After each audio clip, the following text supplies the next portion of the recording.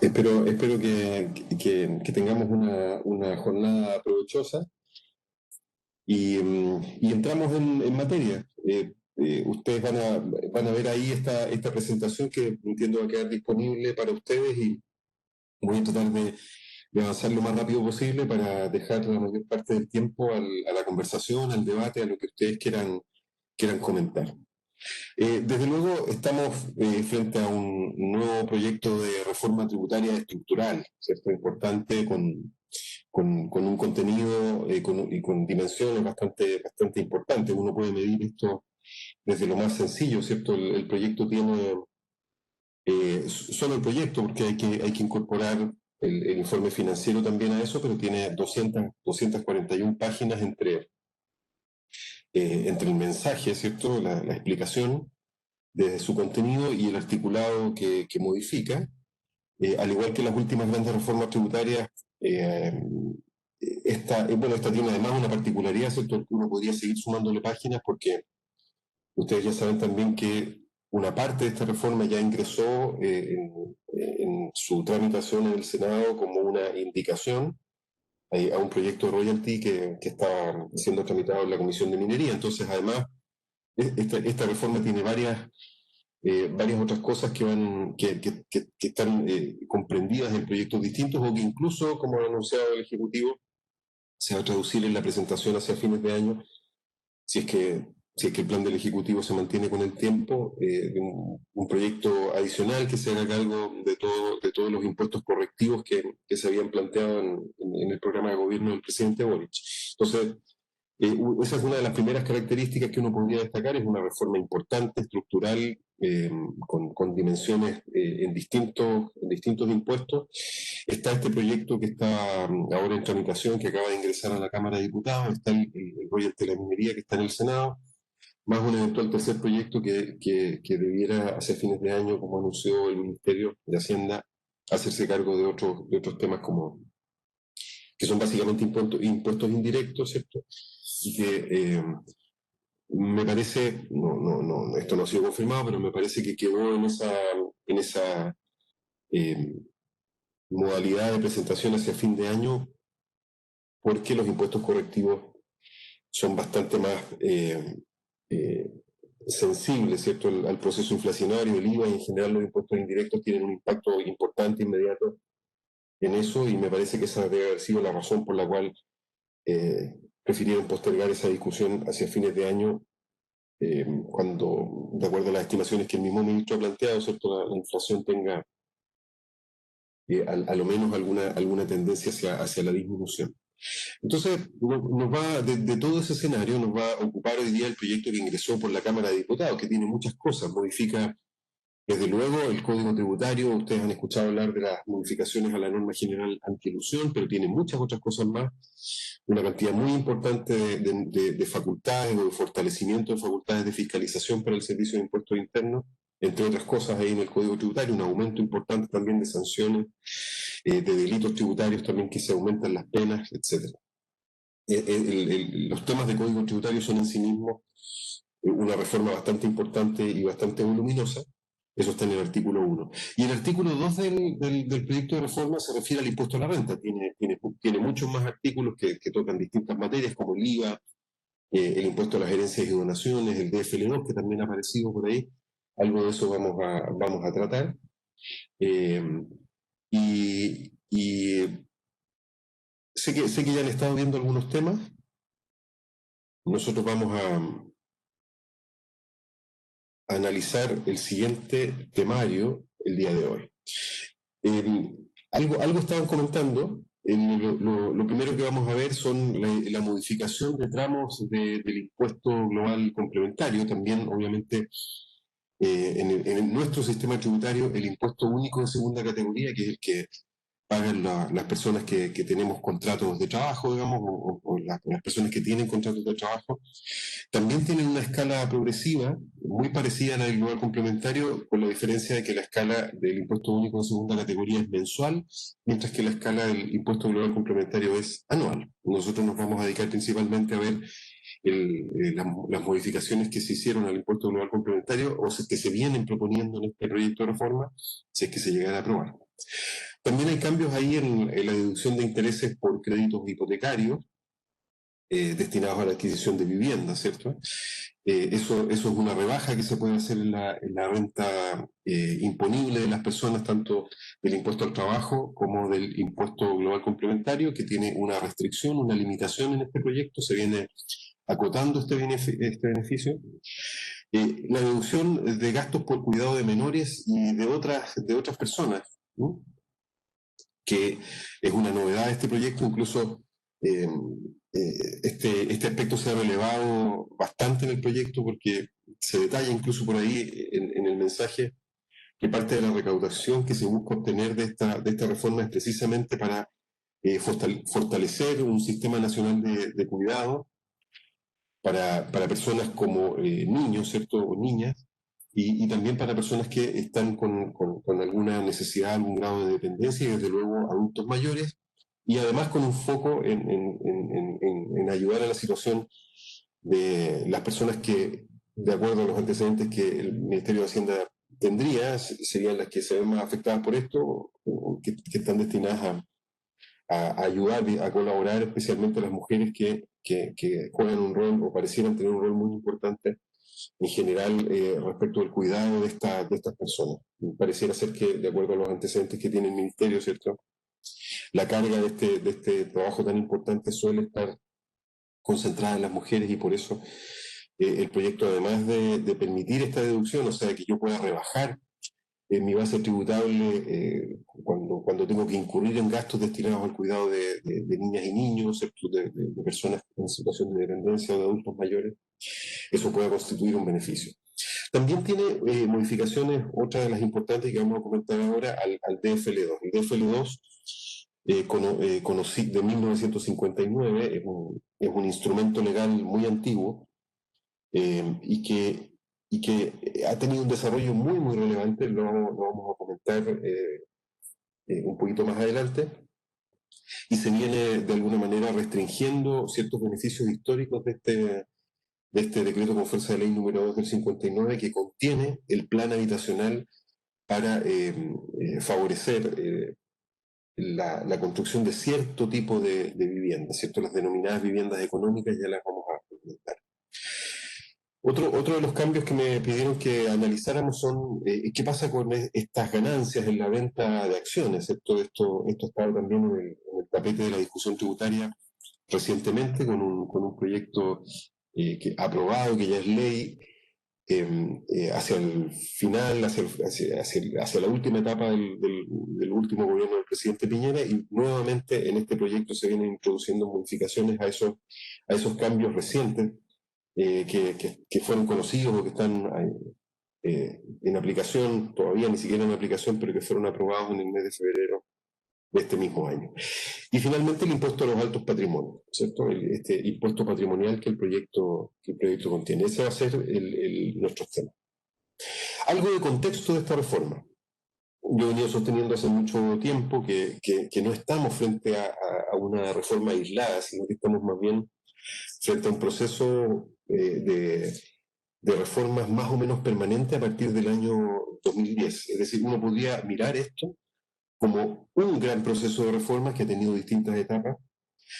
Por allá por el 2010 esto se inicia principalmente con dos proyectos, pero uno que tiene características que se empiezan a repetir después en los proyectos siguientes, que es el proyecto y la ley de financiamiento de la reconstrucción del terremoto. En ese proyecto de ley y posterior ley de financiamiento de la reconstrucción, se modificaron cosas muy importantes, entre ellas, por ejemplo, se aumentó en ese momento transitoriamente la tasa del impuesto de primera categoría, y también se introdujeron modificaciones al royalty de la minería, todo eso con la finalidad, el destino de esos recursos, ¿cierto? La finalidad de eso era financiar la reconstrucción del terremoto. También hay una ley que modificó el tratamiento de las donaciones que se hacen al fisco para estos fines, para catástrofes, etcétera, en que se perfeccionó la legislación en esa línea, que era bastante antigua, pero ya empezamos a partir de ahí a modificar nuestro sistema tributario de manera relevante. El segundo hito también ocurre en el gobierno del presidente Piñera,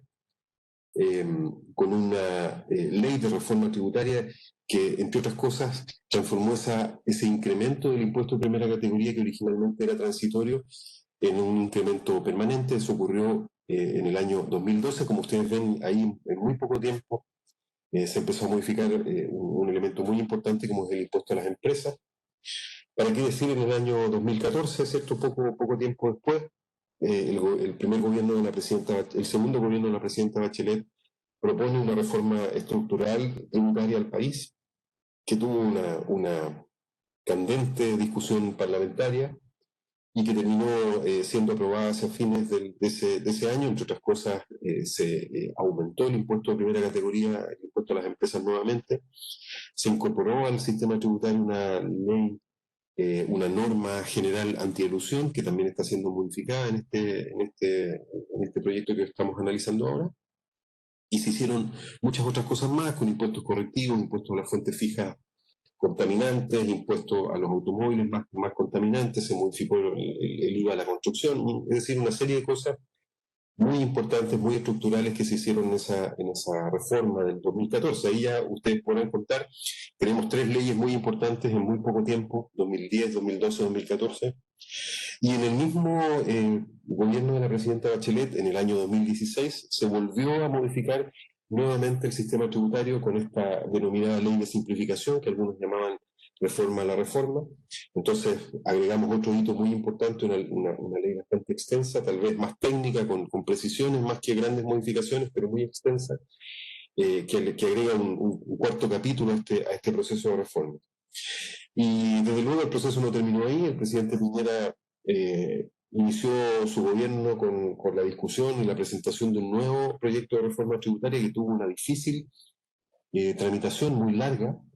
Demoró mucho en la Cámara de Diputados, no sé si ustedes lo recuerdan, pero se discutía en profundo. Primero, lo que se había hecho en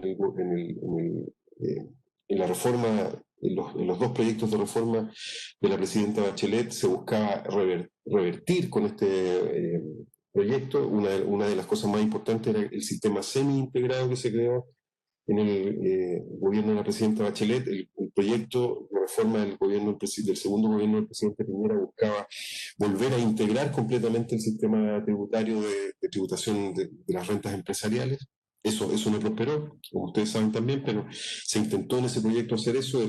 Algunos llamaban contrarreforma a ese proyecto, y se introdujeron una serie de modificaciones que con mucha dificultad lograron ser aprobadas en la Cámara de Diputados, pero que después en el Senado fueron modificadas sustancialmente. Ahí ya estábamos a la altura del estallido social, en que se inicia un proceso de negociación de esa reforma que había sido aprobada por la Cámara de Diputados. Incluso en el contexto, como les decía, claro, del estallido, pero también de un cambio de ministro. Sale el ministro Felipe Larraín, es el ministro Briones, y con él los senadores, principalmente de oposición de la Comisión de Hacienda del Senado, inician un diálogo para modificar el proyecto que había salido de la Cámara, y desde luego revertir una serie de medidas que se habían aprobado. Se mantuvo el régimen semi-integrado, se incorporó, por ejemplo, la sobretasa de contribuciones, entre muchas otras cosas, de un proyecto importante de reforma. Y no solo eso, sino que en ese mismo acuerdo político, protocolo de acuerdo, en que los senadores de la Comisión de Hacienda, todos, no solo los de oposición, sino que también los de gobierno, firmaron ese protocolo con el ministro Briones, que incluía además llamar a una comisión para la revisión de las exenciones. Y a partir de esa comisión se ingresó un nuevo proyecto de revisión de exenciones, que terminó siendo ley también recién en el mes de febrero de este año, hacia finales del gobierno del presidente Piñera, con cambios sustantivos muy importantes también en esa línea. Entonces, en estos pocos años, desde el año 2010, hemos tenido una serie de proyectos muy relevantes y un proceso permanente de discusión sobre nuestro sistema tributario que todavía no termina. Y todavía no termina porque ahora el gobierno del presidente Boric, a poco andar, ingresó nuevamente un proyecto estructural de modificaciones del sistema tributario que se suma a este proceso permanente de reforma, que no ha logrado agotarse que no ha logrado dotar de estabilidad a nuestro sistema tributario ya por muchos años. Y este proyecto también es estructural, también contiene cambios muy relevantes desde el punto de vista del impuesto a las empresas. Entiendo que eso lo vieron con el profesor Polanco hace unos días. Viene proponiendo nada más ni nada menos que desintegrar el sistema tributario completamente, o sea, ya no es el integrado que era el FUT, y que también fue el proyecto original de la presidenta Bachelet con este famoso sistema atribuido, que era un sistema integrado, pero sobre base de vengada y no sobre base retirada, distribuida y remesada, como era el FUT.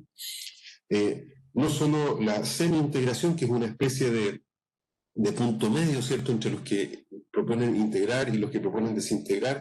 Eso demuestra en el proceso legislativo cómo estas cosas terminan en difíciles negociaciones y en cambios bastante novedosos con este sistema semi-integrado.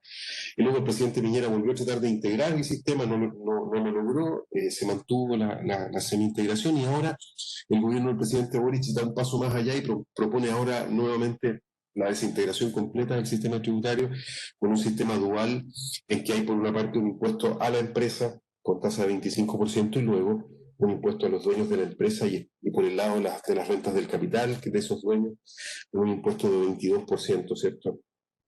Que está ya en la discusión de todos.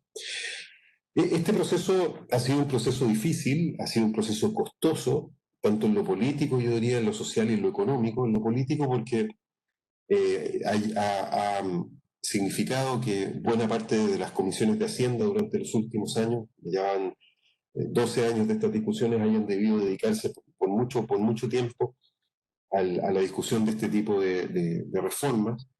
Eh, y ahí hay algo interesante que uno lo puede ya a estas alturas mostrar como una conclusión y una característica de este proceso, que la aprobación mayoritaria de estas leyes, porque todas ellas han sido aprobadas con grandes mayorías en el Parlamento, no es sinónimo de estabilidad de estos proyectos. O sea, a pesar de que se aprueban con altos consensos en el proceso legislativo, inmediatamente comienza rápidamente la discusión para volver a cambiarlo. Entonces, aprobaciones mayoritarias no son sinónimo de estabilidad. Esa es una de las enseñanzas que nos deja este proceso de más de 10 años. Otra de las características que a mi juicio es muy negativa es que prácticamente ninguno de estas grandes modificaciones que hemos venido teniendo ha podido realmente ser evaluada, porque no solo porque han durado muy poco, su vigencia ha sido muy breve, sino porque cada una de ellas tiene un conjunto de normas transitorias que duran algunos años y que por lo tanto evitan que hayan podido ser evaluadas en pleno régimen. Es decir, ninguna de estas grandes reformas ha entrado en una situación de régimen de algunos años que permitan evaluarlas de manera seria, ¿cierto? De manera rigurosa. Desde luego que hay análisis, pero a mi juicio son análisis que son más bien puntuales, que son coyunturales y que adolecen del necesario desarrollo de estos proyectos en el tiempo para poder evaluar los instrumentos que han ido aprobando de manera mucho más seria, como un análisis más concreto para este tipo de cosas requeriría. Esas son dos características que yo quisiera destacar. Hay muchas otras más, ¿cierto? Porque también hay dimensiones comunicacionales. Ustedes podrán seguramente analizar con mucha más profundidad que yo cómo han sido los relatos comunicacionales de estos proyectos, cuál ha sido el impacto que han tenido en la economía, en la inversión, en el empleo, etcétera. Eso también es un tema muy relevante. Cómo ha sido la recaudación, cómo se ha movido la recaudación tributaria de cada uno de estos proyectos desde el punto de vista del análisis presupuestario, etcétera. Hay varias dimensiones que uno podría, para qué decir, en la dimensión más económica, que uno podría utilizar como líneas de trabajo para analizar este largo proceso de reformas, todas esas líneas de trabajo muy interesantes y que seguramente van a ser o pueden ser exploradas con profundidad. Lo otro que quería conversar con ustedes es que todos estos proyectos han tenido ciertos principios, eh, por ejemplo, equidad, justicia tributaria, combate a la evasión o la ilusión, eh, y han ido poniendo el foco en cada uno de estos principios Este proyecto que vamos a comentar ahora también lo hace. Luego plantea ciertos objetivos, o sea, busca obtener sobre la base de esos principios determinados fines, como por ejemplo aumentos de la recaudación, como por ejemplo el desarrollo o el fortalecimiento de un determinado sector, por ejemplo las pymes. A partir del año 2014 se sistematizaron y fortalecieron los instrumentos de tributación de las pequeñas y medianas empresas, ¿cierto? Las pymes, con un régimen especial que, que es 100% integrado, ¿cierto? Que tiene también incluso la posibilidad de tener una suerte de régimen atribuido, que es el famoso régimen de transparencia fiscal para las pymes. Ya podemos comentar, si nos queda tiempo, algo de eso. Y además de esos principios, de esos objetivos de recaudación, de incentivo o de desincentivo de algunas actividades, los impuestos correctivos, por ejemplo, las emisiones de fuentes fijas contaminantes, buscaban desincentivar ciertas tecnologías más contaminantes. También hay impuestos a la salud pública, ¿cierto? Se aumentaron los impuestos a los alcoholes, etcétera, que son generadores de bastantes patologías, de bastantes enfermedades, y a través de esos impuestos correctivos se buscaba incidir también en ese tipo de aspectos. Además de esos principios y objetivos, hay ciertos instrumentos que es ya la bajada más técnica, que se refiere a las modificaciones legales que se utilizan para cumplir con esos principios y objetivos. Entonces, uno también podría analizar esta reforma desde el punto de vista de la coherencia o incoherencia entre los principios, los objetivos o fines y los instrumentos específicos técnicos que se utilizan para el cumplimiento de esos principios y para la consagración de esos principios y el cumplimiento de esos objetivos. Una cosa importante de este contexto que creo que es relevante destacar es que parte diciendo este proyecto que lo que busca es un pacto fiscal.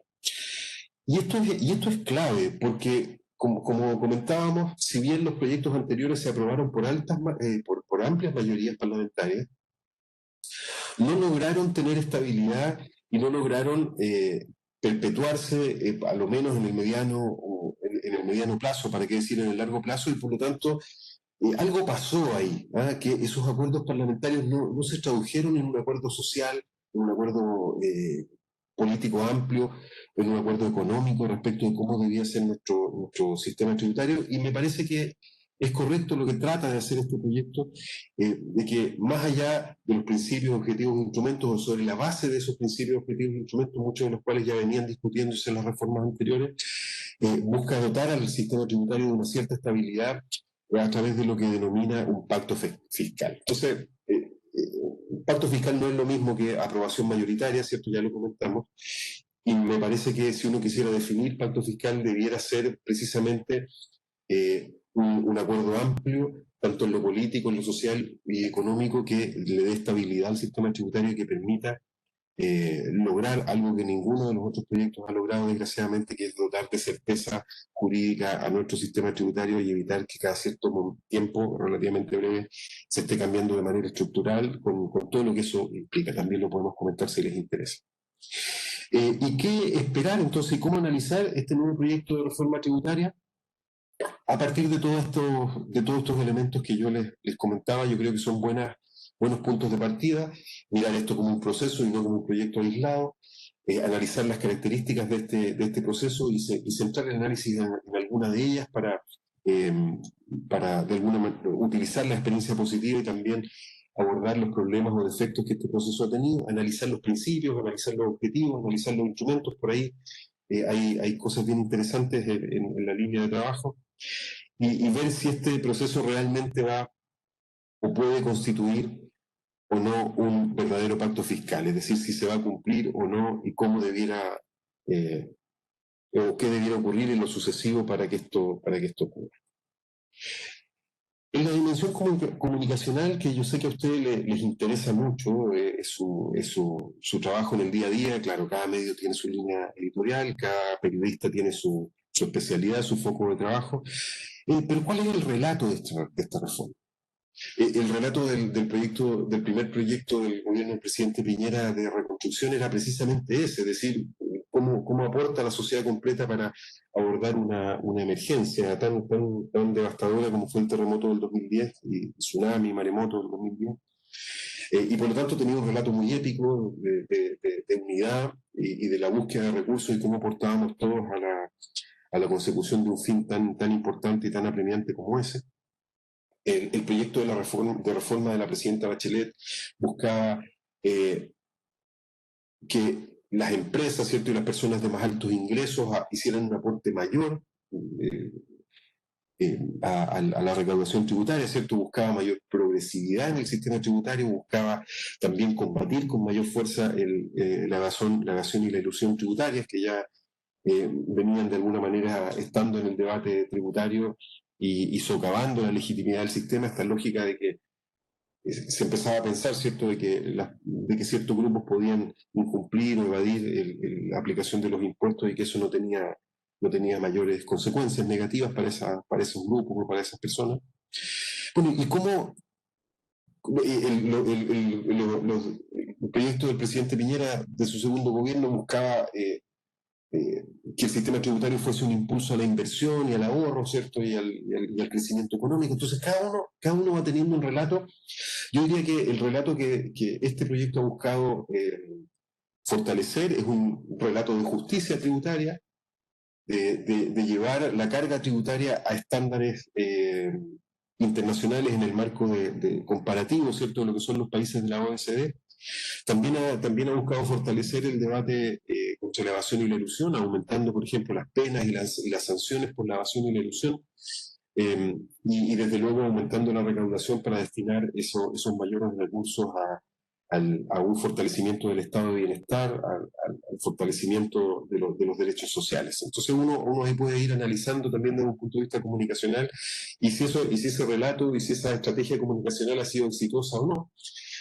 Ustedes recordarán, por ejemplo, durante la tramitación de las reformas de la presidenta Bachelet, cómo la dimensión comunicacional fue muy importante y le hizo daño o favoreció determinadas posiciones, como por ejemplo eh, el, el famoso video de los poderosos de siempre y las campañas comunicacionales de reforma a la reforma, que tuvieron un impacto, todos estos aspectos bastante relevantes en mi juicio en lo que fue la tramitación de esos proyectos.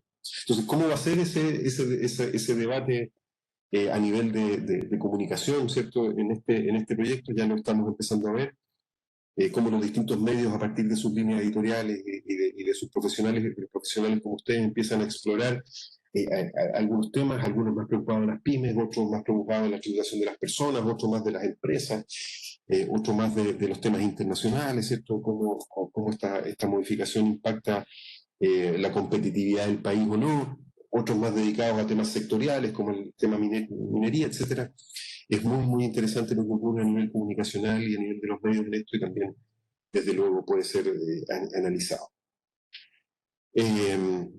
Ya les comentaba yo, uno también puede ir a mirar si uno puede decir, bueno, estoy de acuerdo con los principios, estoy de acuerdo con los objetivos, pero los instrumentos me parece que no son los adecuados para cumplir esos principios y objetivos, y uno también puede analizar el proyecto por ese lado. Y finalmente, ¿cuál es el contexto político, social o económico? A mí me ha tocado participar en todos estos proyectos. Estoy en la redacción de normas tributarias, primero como funcionario de impuestos internos, también como funcionario del Ministerio de Hacienda y como asesor de algunos parlamentarios en este tema desde el año 2006. Y la verdad es que este tema es muy interesante, del contexto político, social y económico en que se dan estas reformas. Y uno puede analizarlo en cada una de ellas con bastante profundidad. La de reconstrucción del terremoto, ¿para qué decir?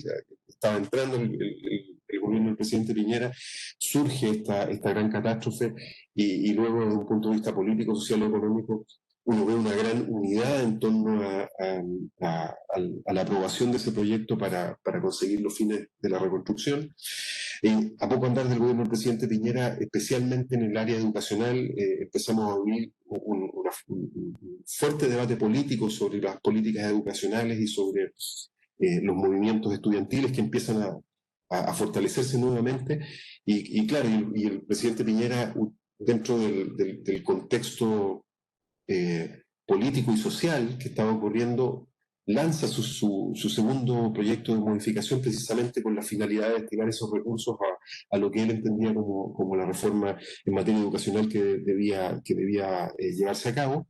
Y desde el punto de vista económico tenemos que la economía que había sido muy golpeada por el terremoto empieza a rebotar, ¿cierto? Y empieza el país a crecer con la fuerte inversión y gasto público que la reconstrucción generó. Entonces ese proyecto estaba en una dinámica de crecimiento económico. Y el resto de los proyectos también pueden ser analizados, ¿cierto? De la misma manera llega la presidenta Bachelet con este deseo de mayor justicia social, de mayor igualdad, y su proyecto lo que buscaba era precisamente en ese marco destinar mayores recursos a las reformas de pensiones, a las reformas de vivienda, a las reformas de salud principalmente, ¿cierto? Buena parte de la recaudación se buscaba destinar a esos fines, fines sociales muy, muy importantes, en un contexto político en que la presidenta tenía mayoría parlamentaria tanto en la Cámara como en el Senado, y a pesar de lo cual, ¿cierto?, la tramitación fue muy difícil, o sea, no fueron proyectos que se aprobaron así como así, a pesar de que el gobierno tenía mayoría parlamentaria en ambas cámaras.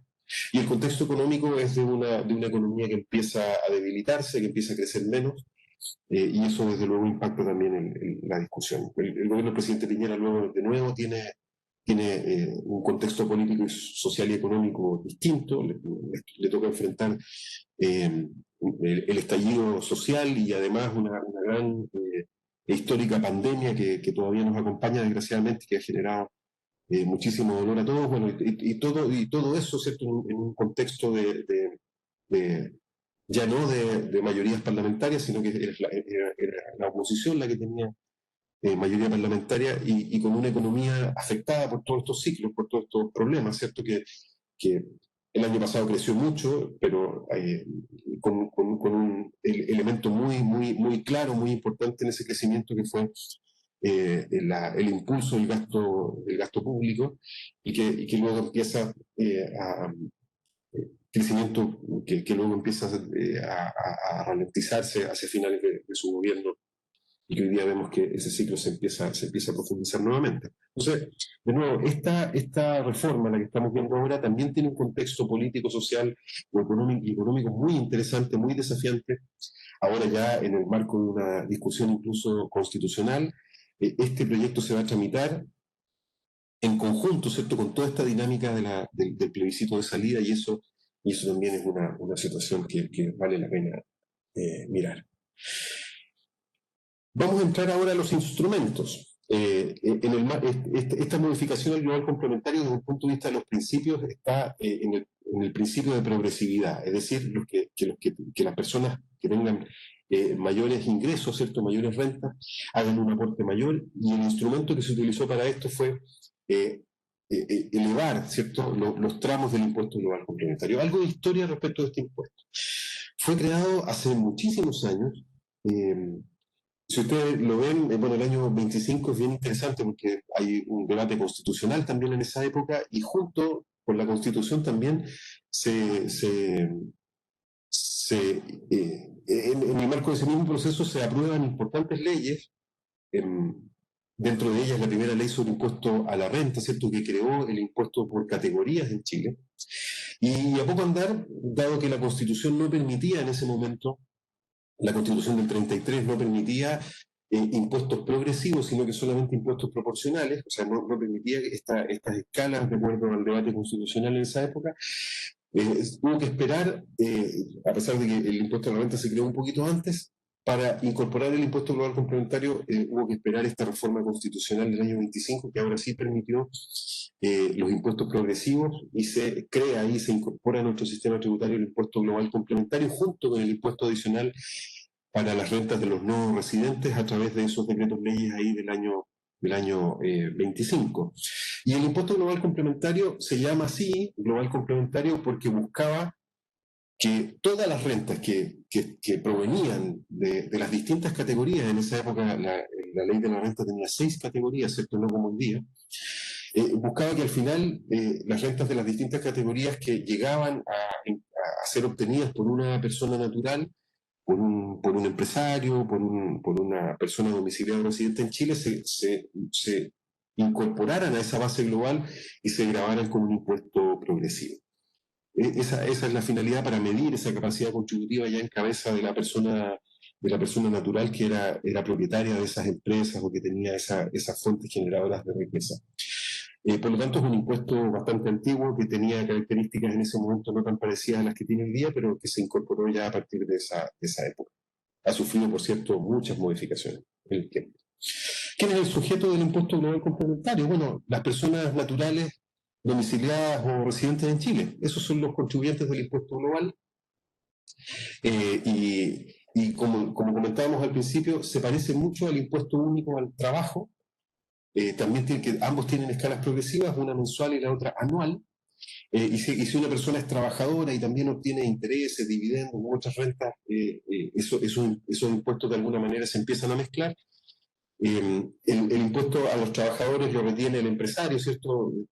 Todos los que tienen contrato de trabajo se han dado cuenta que la retención cumple totalmente con la tributación, sé que están en los tramos en que se empieza a pagar impuestos. Y el global complementario, a diferencia del impuesto al trabajo, no es mensual, ¿cierto? Es anual y se traduce en la presentación por parte de esa persona de un formulario 22, ¿cierto?, en el mes de abril de cada año y que a veces genera pago y otras veces incluso produce la posibilidad de obtener alguna devolución a partir del mes de abril de cada año. ¿Cuál es la base imponible del impuesto global complementario? Se llama renta bruta global o renta neta global en realidad, porque a la renta bruta se le pueden hacer algunas deducciones. Y esa renta neta global, a esa renta se mete en la escala del impuesto global complementario y se van aplicando los distintos tramos por cada uno de esos pedacitos de esa renta. Eso es bien importante porque cuando uno habla de las tasas del impuesto global complementario, esas tasas son marginales por tramos, o sea, si yo obtengo más o menos 780.000 pesos mensuales de renta, eso anualizado, voy a estar en el tramo exento y por lo tanto esa renta no va a pagar impuesto global complementario.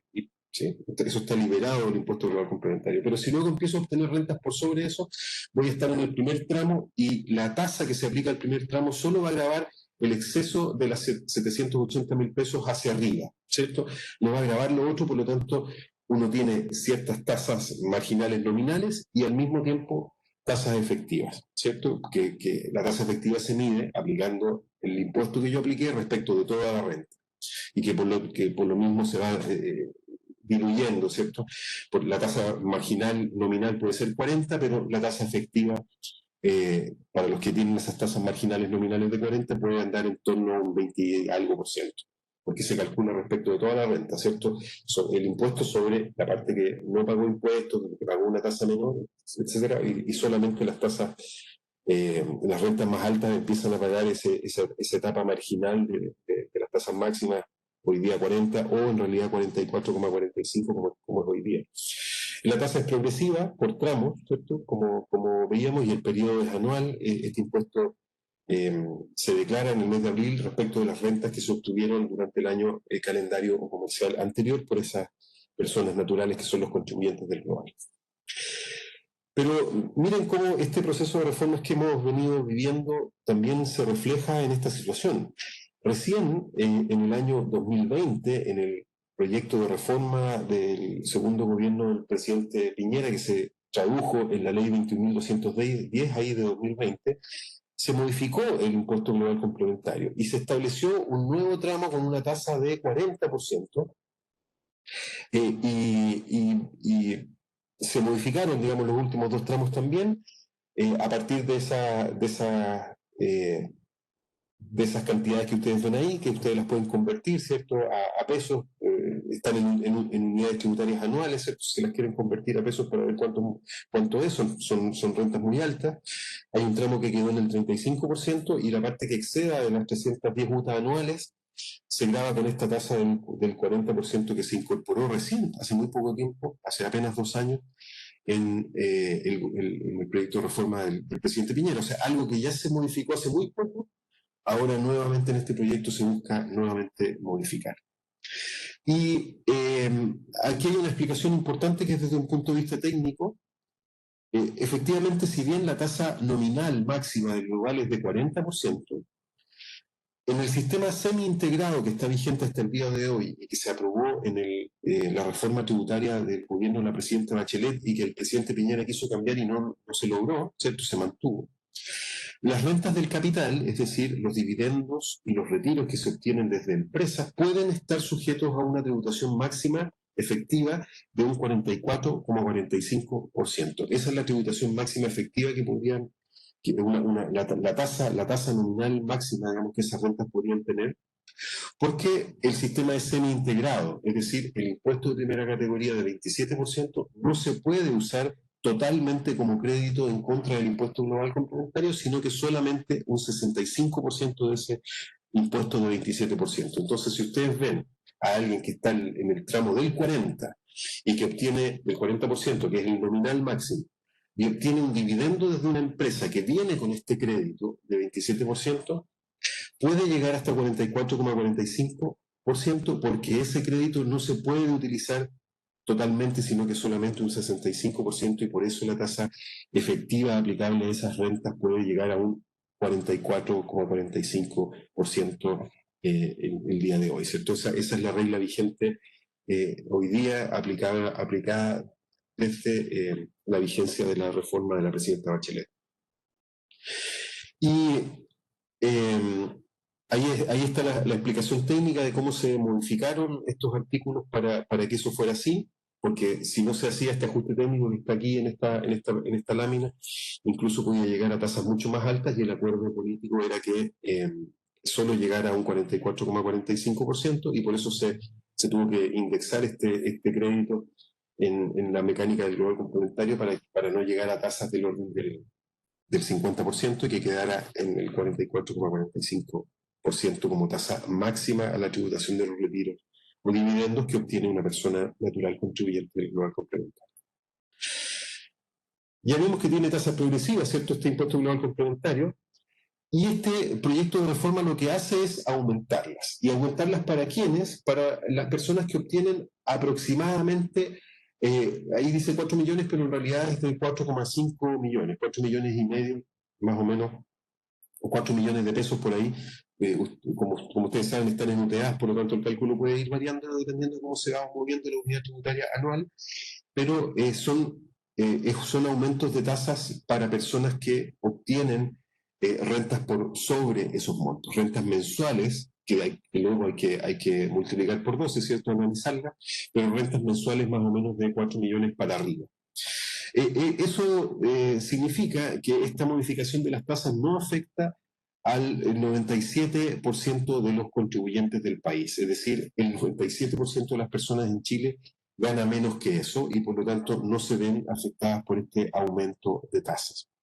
Y eso incluye, Gonzalo ya lo mencionaba, ¿cierto?, al 75% de los contribuyentes que obtienen rentas que teóricamente serían afectadas al global complementario, que no están grabados, o sea, que obtienen rentas inferiores a los mensuales o inferiores a los 780.000 pesos, que es el tramo mínimo, ¿cierto?, que está liberado del impuesto global complementario. Esos 780 obviamente anualizados hay que multiplicarlos por 12. El 75% de las personas en Chile gana menos que eso, y para qué decir que esto no nos afecta en absolutamente nada. Entonces, aquí ya hay una discusión, ¿cierto? Nuevamente, al igual como se hizo en la reforma de la presidenta Bachelet, se busca dar mayor progresividad, pero grabando a las personas de más altos ingresos. Y como el profesor Polanco decía, otra discusión que hay es decir, oye, pero un momento, ¿por qué no hacemos esto de otra manera, más parecida a lo que hacen los países OECD, y que todas las personas contribuyan un poco más, incluyendo los que están bajo este límite de los 4 millones, e incluso los que están en el tramo exento? Esa discusión tiene varias aristas, y hay una lista importante de la cual se habla poco, que es que la mitad, o prácticamente la mitad, de la recaudación tributaria del país es IVA. Es decir, toda la discusión del impuesto a la renta está más bien concentrada en una parte, en el 50% de la recaudación tributaria, que es impuesto a la renta. Y resulta que estas personas, el 97% y el 75%, sí pagan IVA, y mucho. Normalmente es el 19% de sus ingresos, que es una tributación muy alta, ¿cierto? Entonces, por cada cosa que estas personas compren, están pagando impuestos, y están pagando muchos impuestos, ¿sí? Entonces, algunos dicen, ojo, está bien, si queremos que más personas empiecen a pagar impuestos a la renta, bueno, hay que darse vuelta y ir a mirar la otra mitad de la recaudación y empezar a ver cómo esa carga de los impuestos indirectos está afectando a estas personas de menores ingresos, porque además estos impuestos indirectos como el IVA son regresivos, es decir, afectan de manera mucho más importante a las personas que ganan menos y mucho menos importante a las personas que ganan más, obviamente, porque alguien que gana menos gasta prácticamente todo su ingreso en el consumo. En cambio, las personas que ganan más, solo una fracción de sus ingresos se van al consumo y el resto se va al ahorro e inversión y por lo tanto no están impactados por el IVA. Entonces, esa discusión es bastante importante. Y si uno va a mirar los estándares OECD, los últimos proyectos de reforma tributaria han ido a mirar esos estándares, pero principalmente para el impuesto a la renta, porque han buscado aumentar la participación en la recaudación tributaria del impuesto a la renta, pero si nosotros miramos la OECD desde el punto de vista del IVA y de los impuestos indirectos, estamos prácticamente por sobre la media de la OECD. O sea, en Chile la incidencia de los impuestos indirectos y del IVA en la recaudación es mucho más alta o más alta de lo que es en el resto de los países de la OECD. Entonces uno también podría mirar eso, decir, oye, está bien, aumentemos el impuesto a la renta, pero ajustemos la carga tributaria por el lado del IVA por su naturaleza regresiva. Esa estructura tributaria tiene una explicación histórica, ¿cierto? El IVA se incorporó en la década de los 70 y ha sido un impuesto muy exitoso desde el punto de vista de la recaudación y eso hace que sea difícil de cambiar. Pero esa es un poco la discusión de contexto respecto de este tema. Ahí está la expresión de las tasas, de cómo van cambiando estas tasas y cómo aumentan. ¿Cierto? Ustedes verán ahí que el proyecto de reforma anterior, si bien tenía tasas, que incorporó tasas de 35 y de 40, de acuerdo a lo que vimos recién, el proyecto de la presidenta Bachelet, ahora se incorpora una tasa de 43% para las rentas más altas, pero, ojo, esto es en el marco del sistema que está aprobando este proyecto, porque si uno lo mira desde el punto de vista de las tasas efectivas, el proyecto del gobierno de la presidenta Bachelet y que rige hasta el día tenía tasas máximas de 44,45. O sea, en esta parte se está disminuyendo la tasa máxima aplicable si se compara con la tasa máxima aplicable de la legislación que está hoy día vigente. Es decir, baja desde un 44,45% a un 43%. Y eso es importante para efectos de analizar cómo esta modificación puede incorporar cierto mayor recaudación o no. ¿Sí? Si uno mira solo la tasa, pareciera ser que aquí se está bajando la tributación desde un 44,45 teórico hoy día a un 43% teórico hoy día. Entonces, esa es la mirada.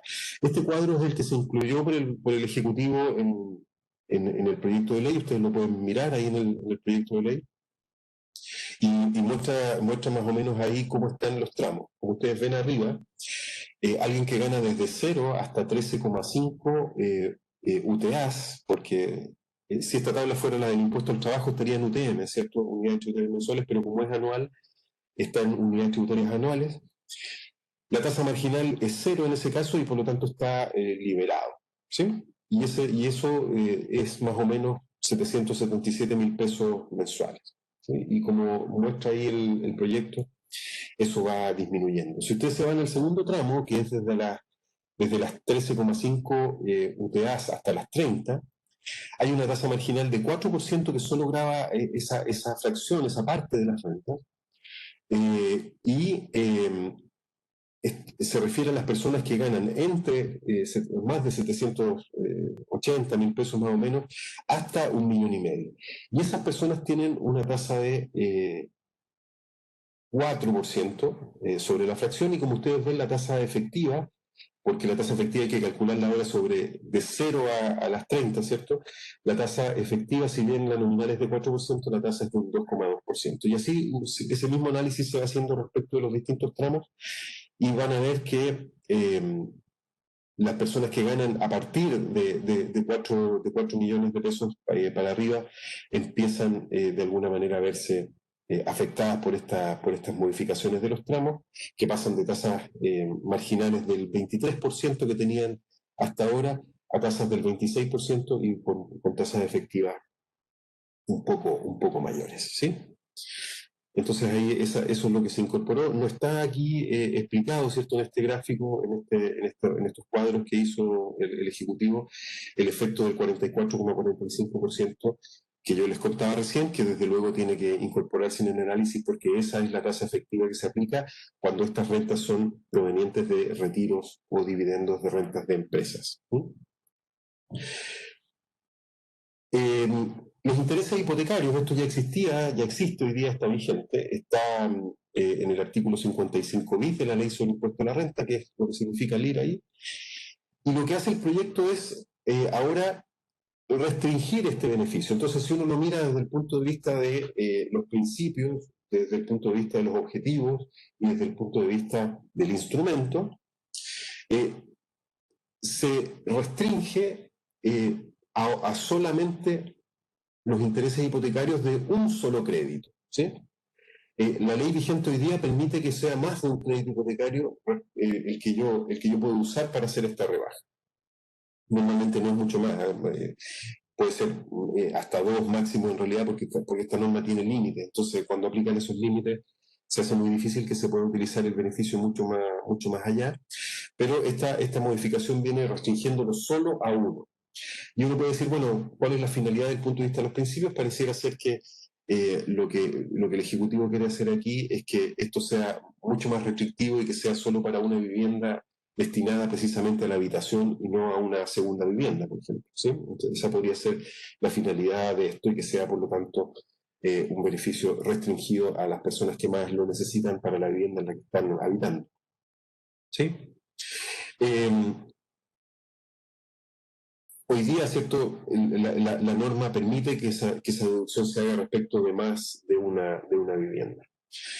Ahí hay una descripción de la regla actual con el detalle más específico para que ustedes lo tengan. La idea no es analizarlo ahora, pero obviamente en términos generales es un beneficio solo para personas naturales, ¿cierto? Para adquirir o construir viviendas y que obtienen créditos y luego estos intereses pueden ser rebajados de la base imponible de las personas y por lo tanto disminuir el pago del impuesto global complementario o del impuesto al trabajo.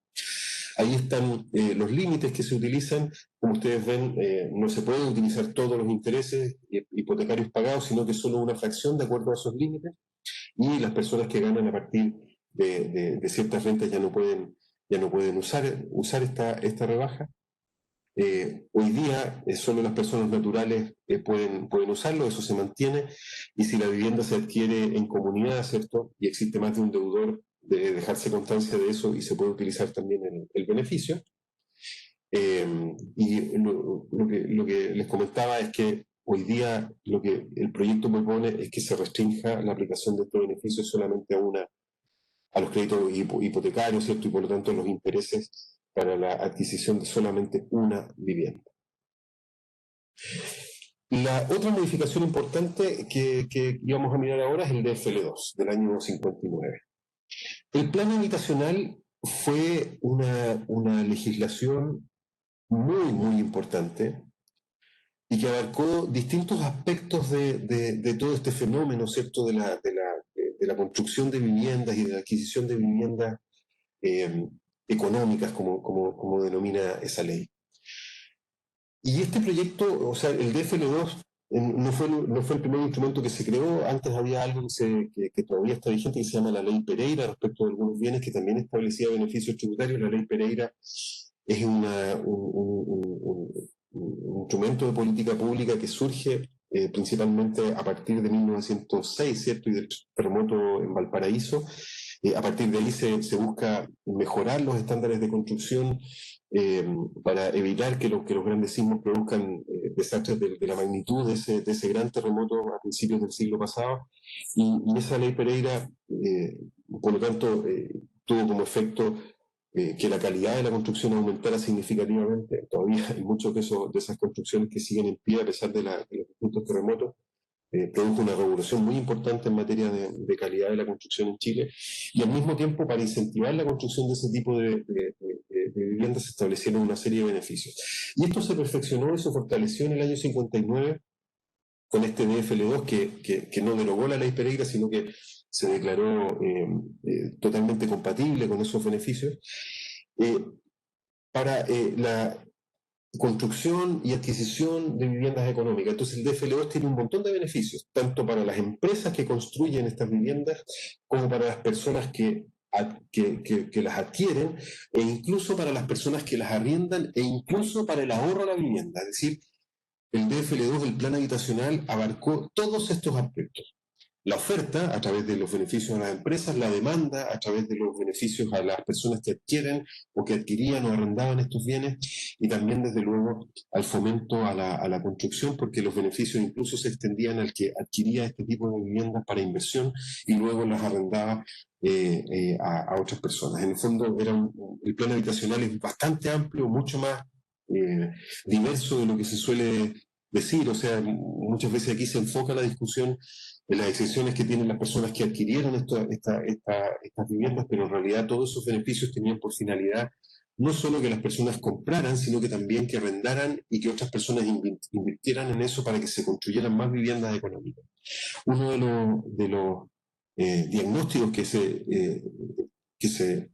existían en esa época para el otorgamiento de todos estos beneficios a las empresas, a las personas que ahorraban, a las personas que compraban o que invertían para este tipo de viviendas, era que en general solamente el sector público construía este tipo de viviendas. Por lo tanto los incentivos a las empresas buscaban incentivar la oferta, y por lo tanto que el sector privado se sumara con mucha más fuerza a la construcción de viviendas económicas para personas de menores ingresos, y eso efectivamente resultó a cambio de profundas extensiones. De hecho, las empresas que se constituían para efectos de construir viviendas económicas a partir de la vigencia de esta norma estaban exentas de prácticamente todos los impuestos, y además estaban sujetas a regímenes de permisos de construcción, etcétera, de planes reguladores muy flexibles, de manera de incentivar rápida y fuertemente la construcción de viviendas económicas, y eso resultó, fue así. O sea, el plan habitacional del 59, a partir de su implementación y épocas posteriores, realmente generó una revolución muy importante, y muchas de las villas que existen a partir de esa década hoy día en todo el país todavía están ahí con altos estándares y de construcción y de una ampliación de la oferta de vivienda muy importante. Entonces, pero a la vuelta de los años, varios han pensado, ¿cierto?, que varios de estos beneficios, dado que ya se generó la oferta, la demanda también creció fuertemente, varios de estos beneficios ya no se justificarían. Y de nuevo, mirando desde el punto de vista de principios, objetivos e instrumentos, se dijo, bueno, desde el punto de vista del principio, esto atenta contra la progresividad, porque hay personas que tienen 2, 3, 4 o más de estas viviendas y están liberadas de tributación, cuando en realidad su capacidad económica, su capacidad contributiva es mucho mayor, y por lo tanto debieran hacer un aporte mayor. Y para fortalecer la progresividad, entonces se ha propuesto eh, restringir al máximo ya los beneficios del DFL2 y grabando incluso las rentas de arrendamiento que obtengan personas que adquirieron estos bienes y que los están arrendando. Y también restringir beneficios que tienen la herencia, ¿cierto?, de estos bienes. Esto ya se restringió muy fuertemente antes. Me tocó también participar en esa discusión, y hoy día está restringido solamente hasta dos, ¿cierto? DFL2, inmuebles DFL2 por persona natural, y a las personas jurídicas, las empresas no pueden acogerse a estos beneficios, salvo por los adquiridos con anterioridad, ¿cierto? Y que quedaron con su situación tributaria congelada, pero ahora se viene proponiendo que tanto las rentas de arrendamiento como las herencias en que las personas adquieren viviendas de FL2 estén sujetos al régimen normal, y por lo tanto deban pagar el impuesto a la renta y deban pagar el impuesto a las herencias. Esta modificación está en el artículo 7 del proyecto, y que propone eliminar esos dos artículos del DFL2, el 15 y el 16, que establecen estos beneficios, que ustedes los pueden mirar ahí con mayor detalle, que los incorporé ahí para que los vieran. Obviamente pueden consultarlos también en el mismo DFL2 para mayor detalle, pero se vienen eliminando o se viene proponiendo eliminar estos dos artículos en el proyecto para someter a la tributación normal y sin ningún beneficio las rentas que produzcan estos DFL2, y también el impuesto a las herencias. Otro cambio muy importante, y también vuelvo a esto del proceso frenético de reformas tributarias, porque la ganancia de capital en la venta de acciones de alta presencia bursátil, ¿cierto? Lo que era el antiguo artículo 18 ter, que después se transformó en el artículo 107 de la ley sobre el impuesto a la renta, que decía originalmente, desde hace ya bastantes años, que la ganancia en la venta de acciones de alta presencia bursátil en bolsa se liberaba de tributación. Esa fue una medida para fortalecer y promover el mercado de capitales, con todos los beneficios que eso tuvo, que eso tenía, ¿cierto? El mercado de capital es una fuente de financiamiento muy importante para muchas empresas, y esta ley, siguiendo también lo que se hacía en otras legislaciones, liberó de tributación a la ganancia de estas empresas para lograr mayor profundidad y liquidez en el mercado de capitales, y así abaratar el financiamiento, eh, y crear fuentes de financiamiento adicionales para la actividad empresarial, ya no solamente de las tradicionales, principalmente financiamiento bancario, sino que también el financiamiento a través del mercado de capitales mediante la gente que invertía, ¿cierto?, en la adquisición de este tipo de acciones.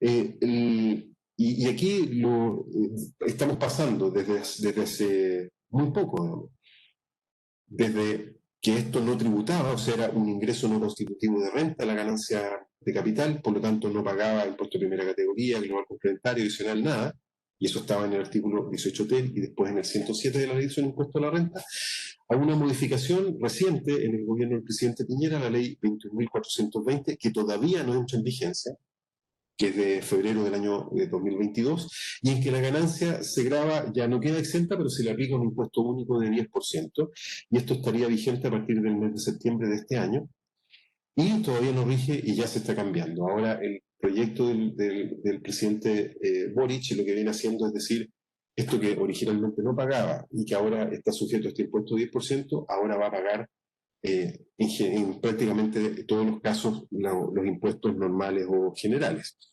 En principio se establece un impuesto de 22% porque se califica como una renta del capital de acuerdo al proyecto, y el proyecto del presidente Boric viene estableciendo este impuesto de 22% para los dividendos, para los retiros de utilidades, para las ganancias de capital en general, que tiene el carácter eh, de impuesto único, ¿cierto? Son para acciones de alta presencia, como hemos visto, ¿cierto?, que se transan en bolsa, etcétera, y establece la posibilidad de que los contribuyentes de impuestos finales con domicilio o residencia en Chile, o sea, los contribuyentes del impuesto global complementario, puedan optar por aplicar a esa ganancia de capital el impuesto global. ¿Cuándo les va a convenir?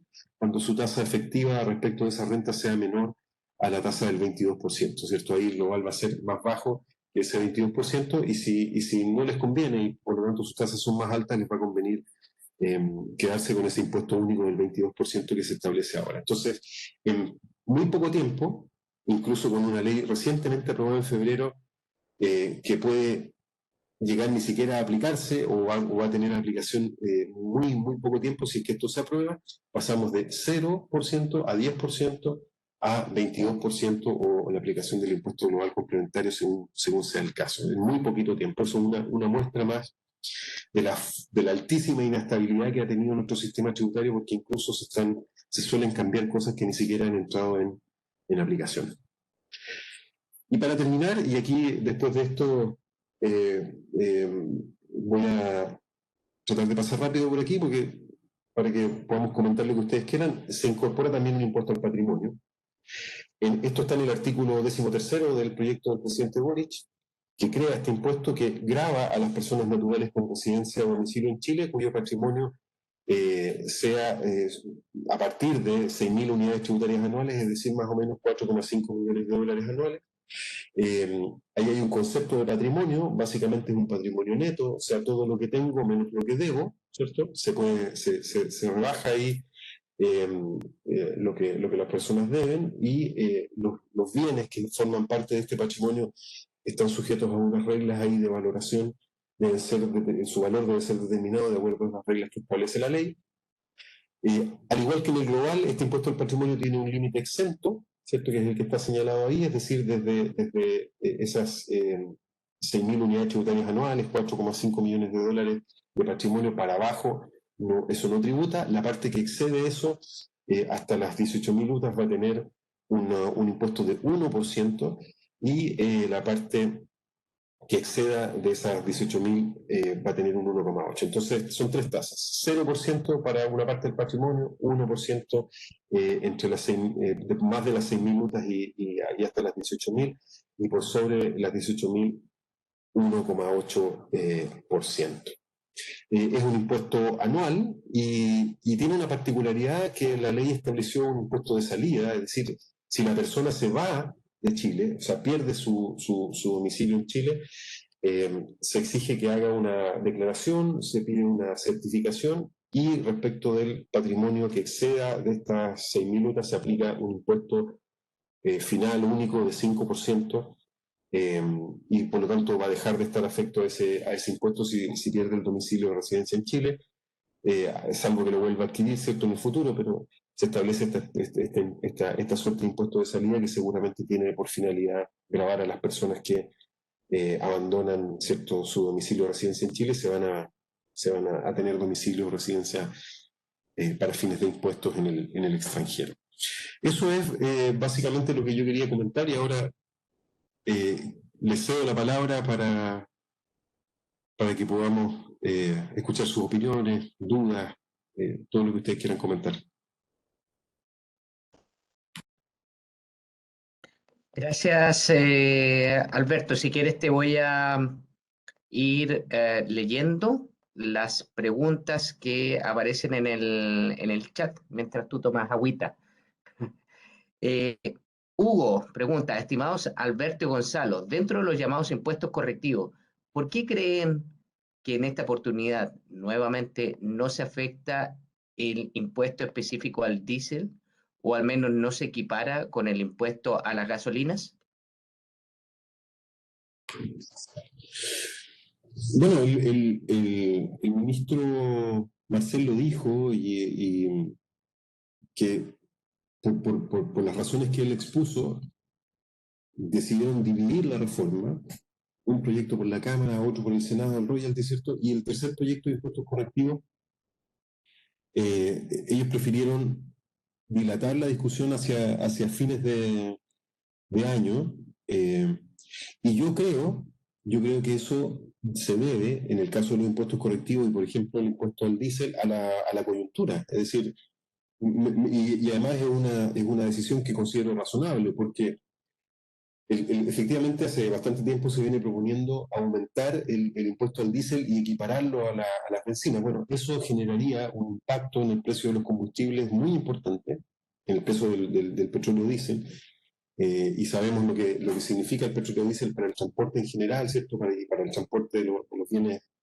elementales, básicos que se requieren. Entonces, en un escenario de alta inflación, de alto tipo de cambio y de volatilidad de precios de los combustibles, a mí en lo personal me parece muy razonable que la discusión de un alza del impuesto al diésel se haya dilatado para que esa discusión no se vea afectada por esos tres elementos. Entonces, si yo le agrego al alza el tipo de cambio, nosotros todo el combustible que compramos lo compramos en el extranjero y lo compramos en dólares. Imagínense el impacto que tiene el tipo de cambio. Ustedes ya han visto cómo se está moviendo el MEPCO y cómo se está moviendo el precio de los combustibles.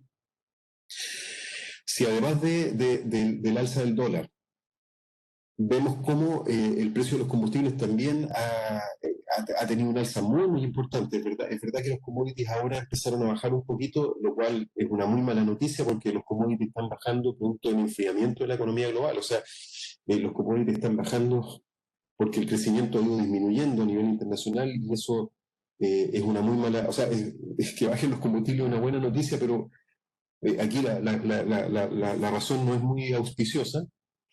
Entonces, tipo de cambio, precio de los combustibles, alta inflación. Imagínense ustedes que si se subiera el diésel ahora, el impacto que eso tendría en los fletes y en el transporte en general de las mercancías, etcétera, se traspasaría tarde o temprano a precios y sería un nuevo elemento que generaría, digamos, algún impacto a nivel inflacionario en el cortísimo plazo. Entonces, me parece una estrategia razonable. Yo creo que ellos no han abandonado la idea de hacerlo, a lo mejor con alguna gradualidad más importante, por la naturaleza del impuesto correctivo. ¿Se acuerdan ustedes que el impuesto al diésel, a los combustibles, originalmente fue para la construcción de carreteras. Bueno, eso con la concesión de las carreteras ya perdió un poquito el sentido. Y después incluso se ha discutido, ¿cierto?, si debía o no derogarse, pero ha tenido ahora ya la característica más bien de un impuesto correctivo que busca sustituir tecnologías más contaminantes por menos contaminantes, pero la cuestión es que tiene todos estos impactos y el contexto económico a mi juicio, y comparto lo que hizo el gobierno en esto, tuve una discusión para que no se viera agregado a la alta inflación, al alto tipo de cambio y al alto precio de los combustibles un elemento adicional complejo que sería el aumento de los impuestos a ese mismo commodity, ¿cierto? Al petróleo diésel en particular. Eso yo creo que fue lo que ocurrió. Gracias, Alberto. Yo no tengo mucho que agregar a ese respecto, solamente añadir que este proyecto, este impuesto al petróleo, entiendo que va a ir en, no sé si el tercero o cuarto proyecto que ha anunciado el gobierno y que siempre ha sido muy claro en decir que no se van a presentar todas las modificaciones al mismo momento. Desconozco en qué tiempo lo van a hacer. Y también considerar algo que es sabido para todos, que es un impuesto difícil de aumentar debido a debido a que afecta fuertemente a el transporte. Y el transporte, por un lado, es un gremio muy poderoso, y eso es una cuestión de carácter político, que yo creo que hay otras personas más competentes que yo para analizarlo, pero además muchas cosas en Chile se transportan y esto podría evidentemente generar algún efecto en los precios. Pero vamos a las preguntas de Alberto, que es el profesor de hoy. Alberto, pregunta Andrea, para evitar tanta transformación tributaria, ¿cuál habría sido su recomendación para cumplir con los objetivos de recaudación del gobierno?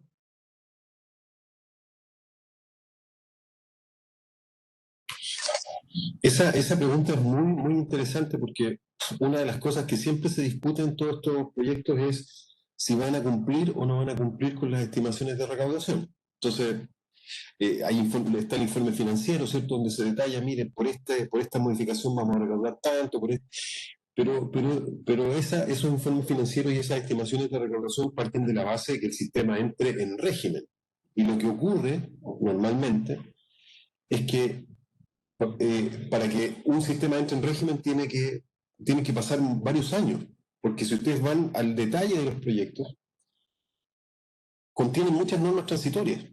Entonces, las normas permanentes, que son las que generan esas estimaciones de recaudación, van siendo afectadas por estos regímenes transitorios que establecen una cierta gradualidad y en buena hora que lo hagan, pero que evitan, digamos, que se pueda desplegar la capacidad recaudatoria de estas legislaciones en toda su expresión y más allá de los ciclos, ¿cierto? Porque los ciclos también importan, hay ciclos donde...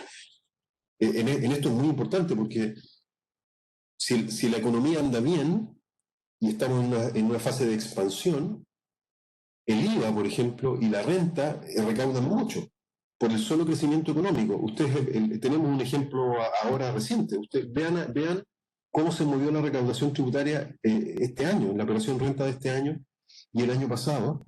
Tanto por IVA como por renta creció mucho la recaudación, muchísimo. ¿Y por qué? Porque como había alta liquidez producto de los retiros de las AFP y de los IFE y de los apoyos fiscales, el consumo tuvo una expansión muy importante y cuando el consumo se expande, el IVA recauda mucho. Y por la misma razón, por ese elemento económico, ¿cierto? El fuerte consumo, imprimió también al mismo tiempo un fuerte dinamismo a las utilidades de las empresas y eso generó que la operación renta de este año tuviese cifras históricas, récord de recaudación. Entonces, claro, uno dice, bueno,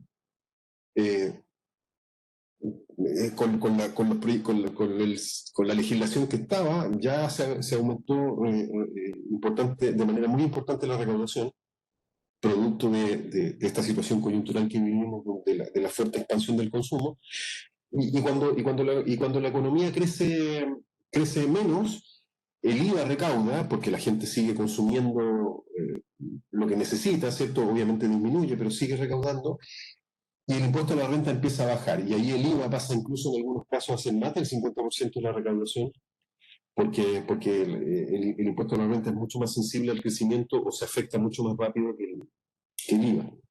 Entonces, como una reflexión, yo creo, o sea, hubiese esperado que alguna de estas reformas, la que sea, en realidad para no poner algún seco político sobre la mesa, se pudiese desarrollarse un poco más. O si uno va a construir un pacto fiscal, partir un poco al revés, es decir, primero hacer una buena evaluación de este proceso, de todo lo que hemos vivido, tratar de rescatar las cosas positivas y no cometer los mismos errores que hemos cometido en todos estos proyectos que se han aprobado, pero que no han podido prácticamente aplicarse en plenitud.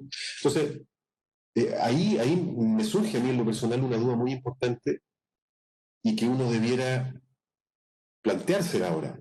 ¿Va a ser este proyecto uno más de esta historia y por lo tanto el próximo gobierno va a volver a cambiarlo? Y si eso es así, ¿valió la pena o no valió la pena hacerlo? Esa reflexión es bien importante y yo creo que llegó el momento de que ojalá este proyecto o el espacio político que está generando la discusión de este proyecto permita, sobre la base de un acuerdo profundo con los principios, con los objetivos y con los instrumentos, obtener finalmente un pacto fiscal, y no otro proyecto más que puede llegar a ser aprobado, pero que el próximo gobierno, si es de signo distinto, vuelva nuevamente a cambiarlo, o un ciclo económico más complejo, por ejemplo, de recesión o de bajo crecimiento, nos obligue de alguna manera a mirar nuevamente el sistema tributario y establecer otra vez cambios estructurales. Eso, yo habría partido un poquito al revés, tratando de construir el pacto social antes de generar el proyecto, pero también hay que reconocer que esta oportunidad de la discusión de estos proyectos puede ayudarnos a construir en el marco de la discusión parlamentaria este pacto social. Si eso no se logra, en una próxima sesión, en algún tiempo más, en algunos años más, vamos a agregar este proyecto a esta seguidilla de cambios que hemos mencionado a partir del año 2010 y nuevamente estaremos discutiendo con toda la complejidad que eso significa. Gracias, Alberto. Y la última pregunta que tengo acá es de WP, no sé quién es WP. El proyecto de ley incorpora un nuevo artículo 55 sexies, donde se eliminan las franquicias tributarias del impuesto global complementario. ¿Tendrás mayor información de cómo se debería interpretar a qué franquicias actuales podría reducir? Por ejemplo, retiros de excedente de libre disposición o aportes a APB o ingresos no renta de las 8.000 UF por las propiedades. Yo entiendo que las 8.000 UF, entiendo que siguen, Alberto, no se derogan, pero no me he metido mucho en esa parte, así que puede ser que tú tengas mayor información. Pues bien, la pregunta también es interesante. Aquí lo que técnicamente está, de nuevo, progresividad, recaudación, ¿cierto? Desde el punto de vista de los principios y los objetivos, lo que está haciendo el gobierno es agregar un nuevo límite a los beneficios tributarios que normalmente son utilizados por las personas que ganan un poco más. No estamos hablando, o sea, eh, obviamente no hay que dejarse llevar en esto por las caricaturas, ¿cierto? Pero son personas que tienen cierta capacidad y que tienen ciertos bienes y que utilizan beneficios tributarios que la misma legislación les da. Entonces, se utilizó un instrumento que ya existe para los beneficios tributarios de las empresas, que es una suerte de límite global absoluto, ¿cierto? Que lo que busca hacer es que cuando hay varios beneficios que pueden ser aplicados simultáneamente, y que si uno suma esos beneficios, al parecer, de acuerdo a los criterios que tendría el gobierno hoy día, serían excesivos y atentarían en contra de la progresividad del sistema, ¿cierto? Haciendo que personas que ganan más de acuerdo a esos estándares tributen menos injustificadamente. Lo que hace ahora el proyecto de reforma del gobierno es establecer una limitación en que un tope máximo, por decirlo de alguna manera, es que si se van sumando distintos beneficios tributarios, esos beneficios tributarios que podrían tener un límite mayor ahora quedan topados a este nuevo límite que establece el artículo 55 sexies. De hecho, el número ha sido objeto de algunas bromas, ¿cierto? Que obviamente para las personas que podían usar estos beneficios no es muy sexy que se los quitan, digamos, dicen algunos. Pero quedó ahí, efectivamente, eso existe para las empresas, hay un límite global de beneficios por donaciones, por ejemplo, que ellos pueden utilizar, que quedan topadas con ese límite, que si no existiera obviamente podría ser mayor, y se está haciendo lo mismo respecto de los beneficios de las personas. Entonces, claro, eso limita los beneficios y depende de la situación de cada uno, pero efectivamente, y además establece una complejidad del sistema, y el rol de impuestos internos va a ser muy importante porque impuestos internos va a tener que tener la capacidad de revisar en la declaración de una persona que está usando distintos beneficios, cómo esos beneficios se suman, se transforman al indicador que establece el artículo y se limita la aplicación del tope y por lo tanto se limita, por ejemplo, o se aumenta la carga tributaria o se limita una devolución de impuestos si es que hay derecho a esa devolución. Esta medida, al igual que el DFL2, va a generar incomodidad en muchas personas que no son millonarias ni tienen grandes ingresos, pero tienen algún patrimonio y algunas inversiones y que todas estas medidas les van afectando esa situación y van generando mayor carga tributaria. ¿Sí? Gracias, Alberto. La misma persona añadía que parece que el nuevo artículo va en contra de las rentas exentas y no contra los ingresos no renta. Bien, ya estamos 7 minutos pasados. Parece que no hay preguntas. Si hay alguien que quiere utilizar el micrófono, bienvenido a levantar la mano en forma virtual. Si no hay preguntas, quiero darle las gracias nuevamente, Alberto, amigo mío, por esta exposición súper completa, porque pasaste desde un contexto más político, tú has vivido de cerca estos procesos y siempre es bueno tener esta visión hacia cuestiones más específicas de carácter técnico respecto de elementos a los cuales hay que poner mucha atención.